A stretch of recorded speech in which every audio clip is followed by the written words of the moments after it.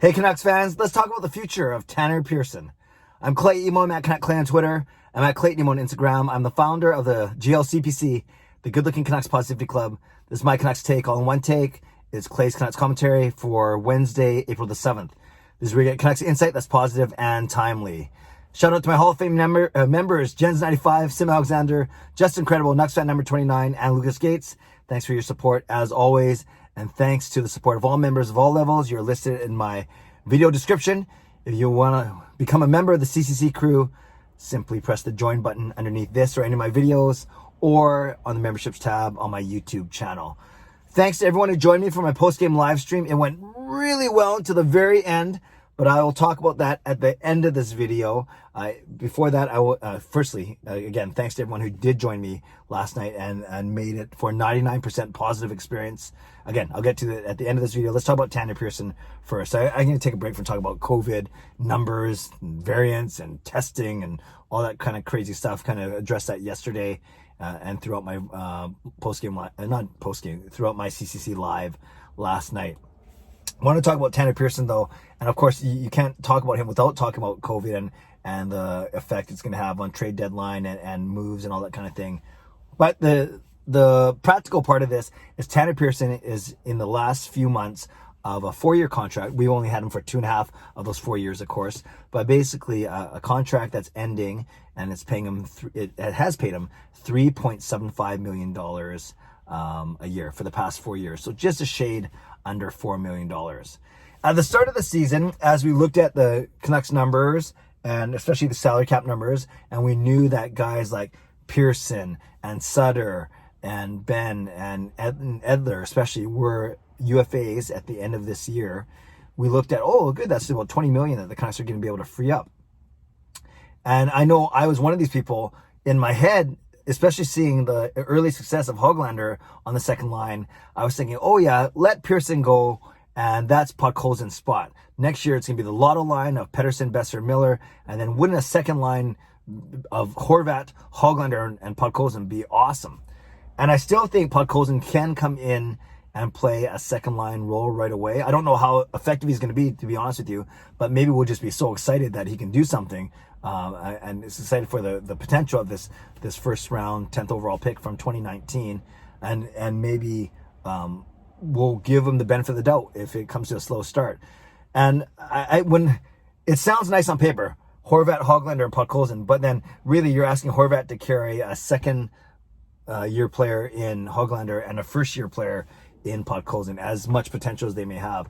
And I think Höglander played on the second line this year because of necessity, not necessarily because of merit. Sure, he's played quite well. He hasn't been amazing, but he's fared pretty well in that second line role. But I think it speaks more to the Canucks' depth or lack thereof that Höglander got a chance to play on the second line because he was playing ahead of guys like Virtanen and McEwen, who we would argue are not second line players in the NHL. So that's not Höglander's fault, don't get me wrong, and I love what the rookie has done, but I'm just saying, let's be realistic. He probably played up in the lineup because of the Canucks' lack of depth, and the same thing could be said about Podkolzin. Yes, that's what I was saying.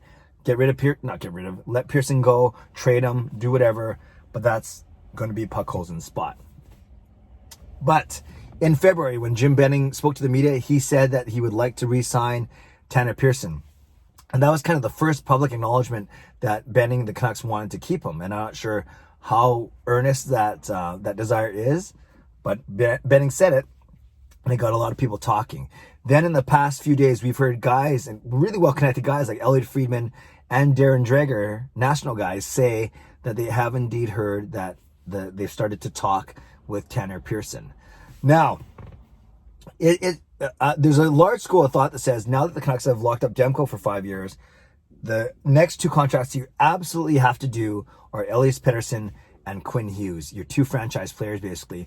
Why would you spend another dollar on anyone else before you lock those two guys up?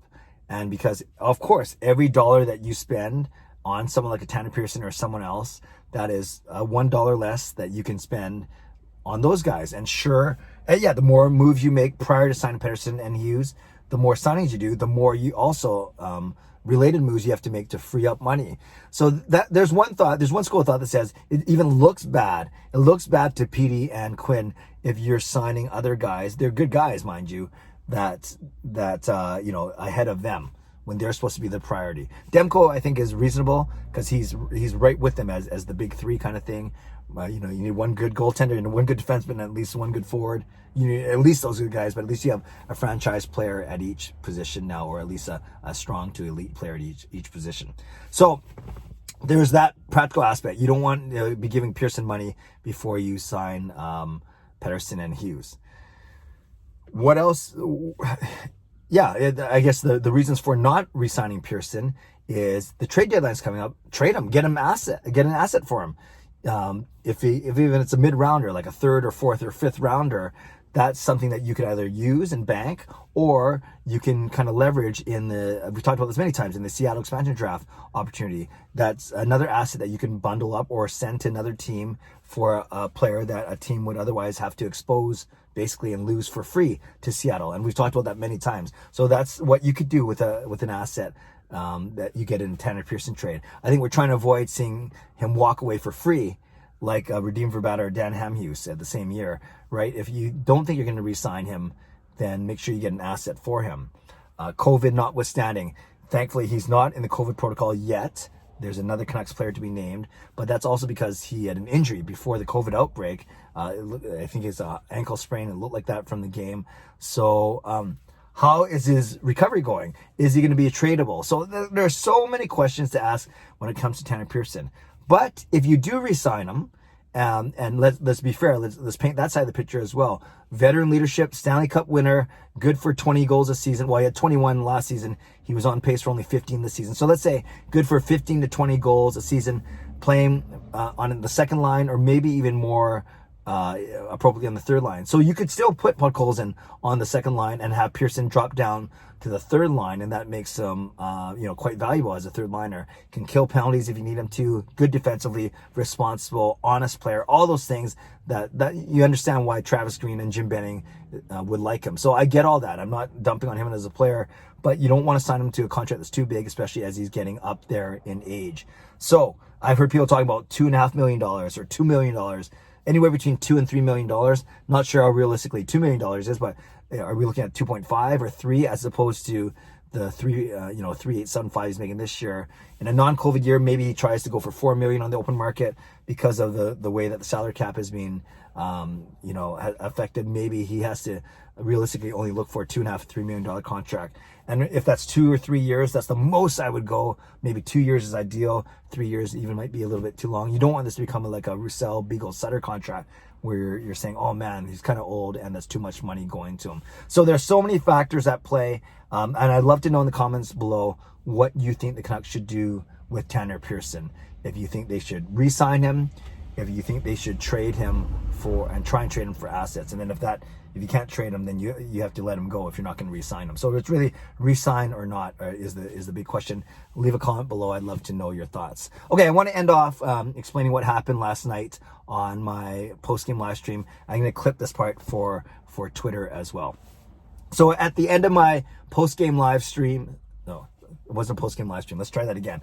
At the end of my CCC live last night, my live stream, it was done about 50 minutes or so. I was trying to do my wrap up, and then I saw someone with can't remember the screen name, like Emily G or something, type in a pretty racist remark, kind of offensive. You guys know I'm half Japanese, half Chinese, so basically try to make a joke of a Chinese name and basically call me a Chinese name that wasn't even that creative or that funny. But then because I stupidly didn't have the proper slow mode on, they were able to spam it about 10 or 12 times. Then the moderators took care of it. It was fine. Then someone else right away with a different screen name put the exact same comment 10 or 12 times. Moderators caught it. And then a third person, screen name George Floyd of all things, also copy and pasted that same name, that same remark 10 or 12 times, and the moderators took care of it as well. And the moderators did a pretty good job. Not the best job, like the moderators are great, but they could have got to a bit sooner, but but we were winding down, and I get it. If they were tuning out, I don't blame them at all. So I appreciate the moderators, but people saw the comments and we got rid of them pretty quick. And you know, at the time I rewatched it. I could see myself pause and it. I kind of made light of it on Twitter afterwards because I've experienced a lot worse in person. And honestly, not because I think I'm the hero or not because I don't take these matters seriously, but I kind of brushed it off last night. And my tweet was basically saying I experienced Asian hate online at the end of my at the end of my live stream. But it wasn't even offensive. It wasn't even funny. It was quite pathetic, actually. And if you're going to come at me, at least come up with something good or do a good one. And I didn't mean to make light of it in that I didn't think it was serious, because I do think it was serious, but it didn't bother me. And a couple people, you know, maybe took issue with the fact that I made it sound like that it wasn't that serious. So that's fair. No, I do think it's serious. It is offensive, but I did not get offended. So I don't know if that makes sense, but yeah, it was offensive, especially if someone hasn't experienced that kind of thing, or they take it a lot more personally or seriously than I do. I recognize that that's just some immature troll, some goofball, someone trying to take advantage of what's going on in the world and try and get a rise out of me. And it didn't. I did, like I said, I did rewatch it, and I kind of saw the way I paused. And, you know, so I was kind of trying to think it through as it was that's not the word I'm looking for, digest it. I was trying to process it as I was watching it. But yeah, it didn't really bother me. Did my little tweet, went to bed, and then got up, and I was woke up to a lot of nice messages from people privately and publicly. And I want to say to all of you, thank you. And yes, it was, I could see where the remark could be very offensive to many people, and maybe I should be more offended, but I'm not, because I just kind of brushed off as, you know, some immature trollish type comment. But I do want to say first and foremost that I appreciate everyone that did reach out to me. I'm fine, I'm okay, and I'm gonna add a couple things, safeguards in to make sure that that it doesn't happen again. So that's all I want to say about that. I thank all of you for your support, your loyalty, and for always having my back. You know that I appreciate you, and I do not take you for granted. Okay, Canucks fans, leave a comment below either on that incident or, more importantly, on the Tanner Pearson thoughts. Would love your thoughts in the comments, and I'll read, react, and reply as always. Subscribe if you'd like to, like this video if you'd like to, join this channel as a member if you'd like to. Stay safe, stay healthy, take care of yourselves, and take care of each other. Have a great day. God bless, and go Canucks go.